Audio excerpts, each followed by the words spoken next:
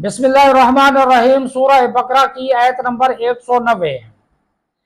وَقَاتِلُوا فِي سَبِيلِ اللَّهِ الَّذِينَ يُقَاتِلُونَكُمْ وَلَا تَعْتَدُوا إِنَّ اللَّهَ لَا يُحِبُّ الْمُعْتَدِينَ۔ ترجمہ کنز العرفان۔ اور اللہ کی راہ میں ان سے لڑو جو تم سے لڑتے ہیں، اور حد سے نہ بڑھو، بے شک اللہ حد سے بڑھنے والوں کو پسند نہیں کرتا۔ وَقَاتِلُوا فِي سَبِيلِ اللَّهِ، اور اللہ کی راہ میں لڑو۔ 6 ہجری میں حدیبیہ کا واقعہ پیش آیا۔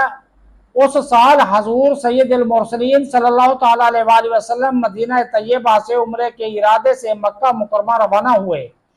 مشرکین نے حضور اقدس صلی اللہ تعالیٰ علیہ وآلہ وسلم کو مکہ مکرمہ میں داخل ہونے سے روکا، اور اس پر صلح ہوئی کہ آپ صلی اللہ تعالیٰ علیہ وآلہ وسلم آئندہ سال تشریف لائیں تو آپ کے لیے 3 روز کے لیے مکہ مکرمہ خالی کر دیا جائے گا۔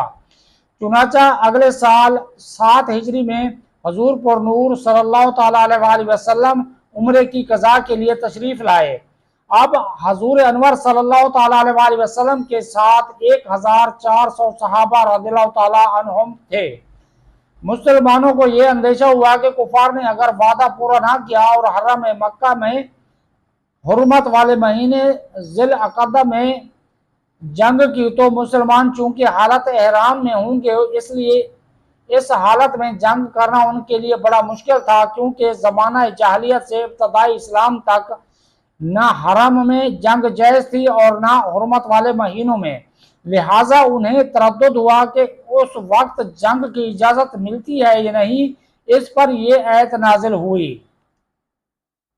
آیت میں اجازت کا معنی یا تو یہ ہے کہ جو کفار تم سے لڑیں یا جنگ کی ابتدا کریں، تم ان سے دین کی حمایت اور اعزاز کے لیے لڑو۔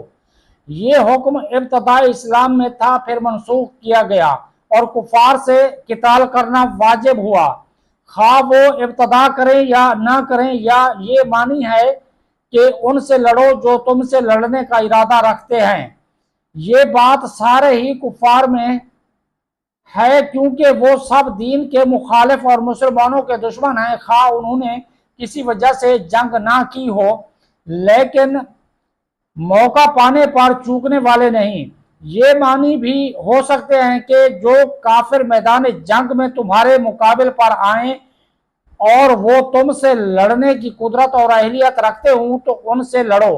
اس صورت میں ضعیف، بوڑھے، بچے، مجنون، اپاہج، اندھے، بیمار اور عورتیں وغیرہ جو جنگ کرنے کی قدرت نہیں رکھتے اور وہ جنگ میں نہ تو شریک ہیں اور نہ ہی جنگ کرنے والوں کو کسی قسم کی مدد کر رہے ہیں، تو یہ افراد اس حکم میں داخل نہ ہوں گے اور انہیں قتل کرنا جائز نہیں۔ وَلَا تَعْتَدُوا، اور زیادتی نہ کرو۔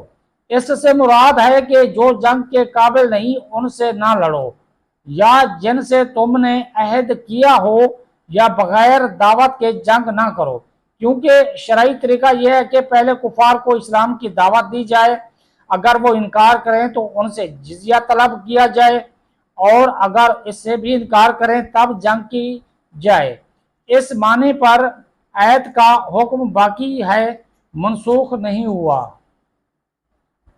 وما علینا الا البلاغ۔